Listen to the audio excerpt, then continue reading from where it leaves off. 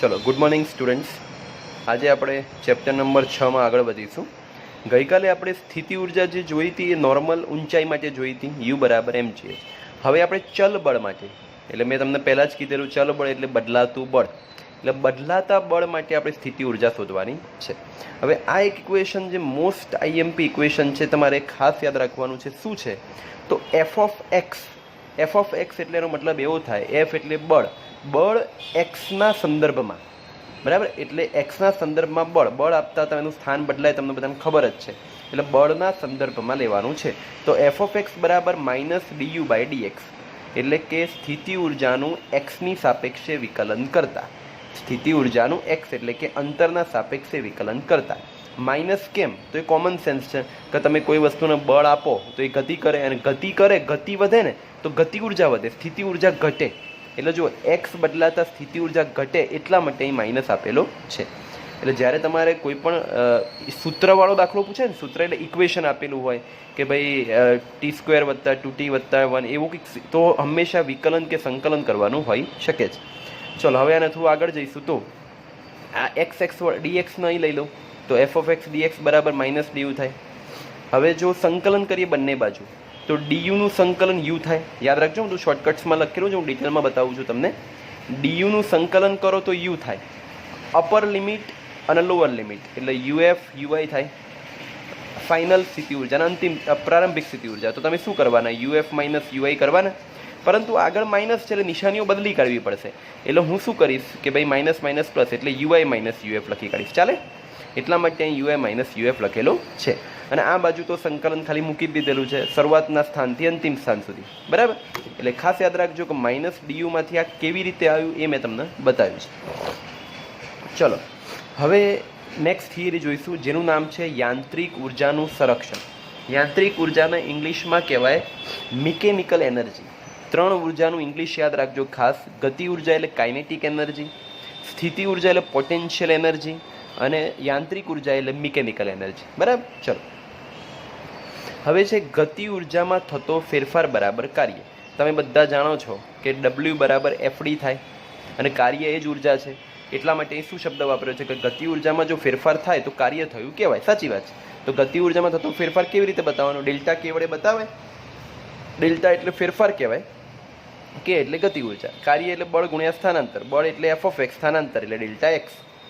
स्थिति ऊर्जा सूत्र पण आपणे आवडे ज जोयुं जो तमने याद होय तो आई रह्युं -डेल्टा u dx आम लई लो तो आ चाले -डेल्टा u बराबर f of x into delta x। बंने समीकरण जो सरखाई दईए तो आ बंने तो सरखा है तो आ बराबर आ बंने जो सरखा होय तो आ बराबर आ पण सरखा होय एटला माटे डेल्टा k बराबर -डेल्टा u माइनस आ बाजू जाए एटले डेल्टा k + डेल्टा u बराबर अचल।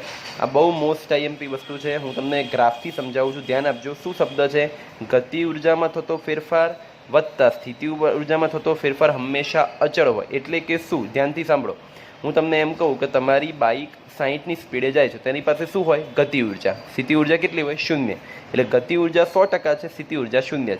हवे जो तमे गति ऊर्जामां घटाडो करो कि भाई गति ऊर्जा तमारी 30% करो तो सामे स्थिति ऊर्जा 70 ज रहेवानी।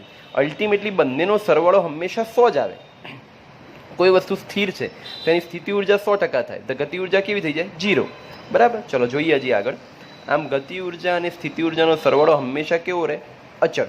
हवे खास अने मोस्ट IMP नीट माटे अथवा तेमना सरवाळो यांत्रिक ऊर्जा आपेलो। जो शब्द शुं लख्यो जनरल में गति ऊर्जा वत्ता स्थिति ऊर्जा बराबर यांत्रिक ऊर्जा बराबर अचल।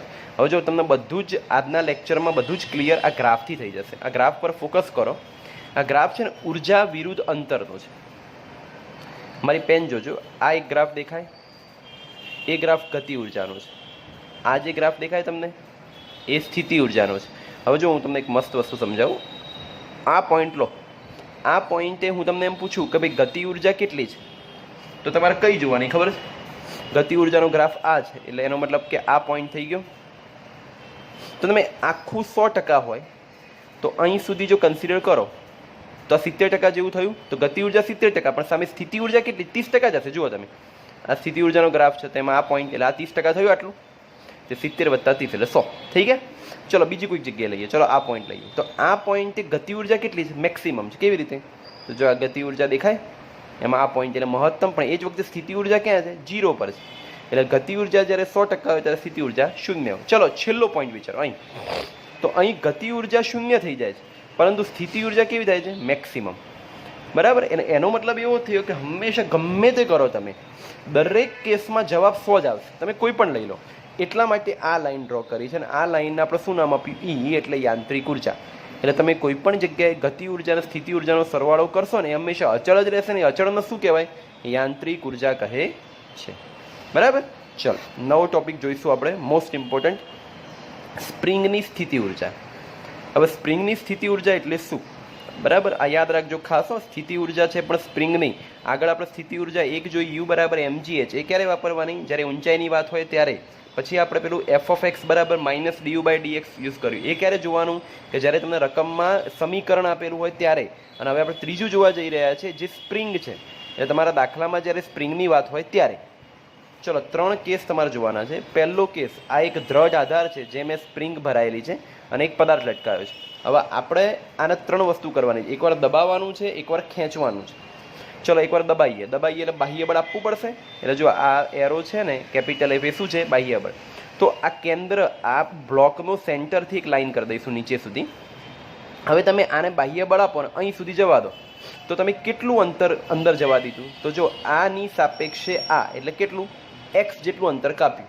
હવે તમને બધાને ખબર છે કે વિરુદ્ધ દિશામાં, હવે તમે વિચારો કે તમે કોઈ સ્પ્રિંગ છે એ દબાવો, તો તમે ઓબ્ઝર્વ કરજો, સ્પ્રિંગ ના દબાવશો તો સ્પ્રિંગ પણ તમારી સામે કંઈક ફોર્સ આપતો હશે એવું તમને લાગશે.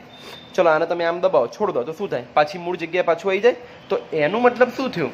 કે જ્યારે તમે બાહ્ય બળ લગાવો છો તો તરત જ બાહ્ય બળ લગાવતાની સામે જ સ્પ્રિંગ પણ એક બળ વિરુદ્ધ દિશામાં લગાવે છે, જેને કહેવાય પુનઃસ્થાપક બળ. ખાસ સાંભળજો, જ્યાં સુધી તમે બાહ્ય બળ ન લગાવો ને, જ્યાં સુધી આ બાહ્ય બળ ન લગાવો ત્યાં સુધી સ્પ્રિંગ કોઈ બળ આપતું નથી.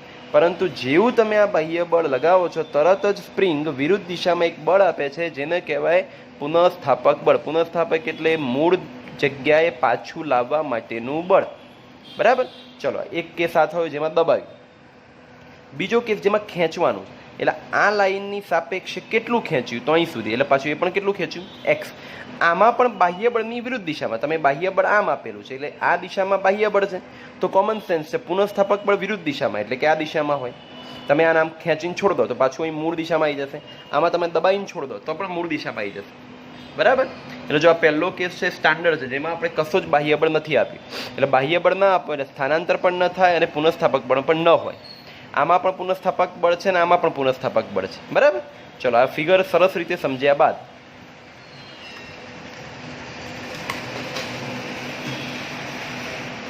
શું શબ્દ લખ્યો છે? Fs ચલે છે -x. કેમ -x? ધ્યાન આપજો કે હંમેશા Fs ક્યાં હોય? વિરુદ્ધ દિશામાં. જો તમને આપણે ત્રણેય ફિગર સમજાઈ ચૂક્યો છે.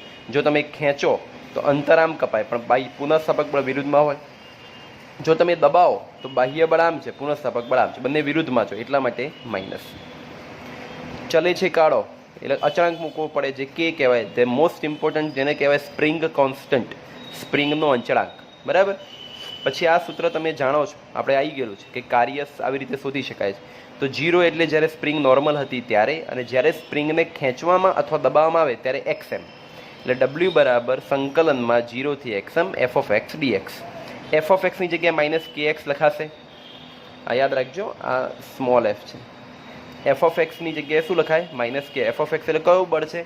પુનઃસ્થાપક બળ, જે -kx જેટલો છે. તો અહીં -kx મૂકી દો. -k અચળ છે અને બહાર લઈ લો. x નું સંકલન શું થાય? તો ઘાત વધે, વધેલી ઘાત નીચે, એટલે x ઉપર એક ઘાત છે તો એક ઘાત વધારો, એટલે 1 + 1 એટલે 2 થશે, એટલે x²/2. x ની જગ્યાએ એકવાર xm મૂકો પછી 0, તો 0 તો મૂકવાની કોઈ જરૂર જ નથી કારણ કે 0 થઈ જશે. તો x ની જગ્યાએ તમે જો xm મૂકો તો xm²/2 એટલે -1/2 kx² જવાબ આવે. એટલે યાદ રાખજો ખાસ. અને મેં તમને પહેલાં જ કીધેલું છે કે તમે કાર્ય કરો એ સ્થિતિ ઉર્જા રૂપે સંગ્રહ પામે, અથવા તો કાર્ય એ જ ઉર્જા છે. એટલા માટે u બરાબર શું લખ્યું? 1/2 kx². 1/2 - 1/2 kx². માઇનસ ખાલી દિશા સૂચક છે. બરાબર. ચલો એટલે ખાસ તમે ધ્યાનમાં રાખજો, આ આપણે જે સૂત્ર બનાવ્યું ને u બરાબર 1/2 kx², એ સ્પ્રિંગની અંદર સંગ્રહ પામતી ઉર્જાનું સૂત્ર છે. ઓકે, ચલો, થેન્ક યુ.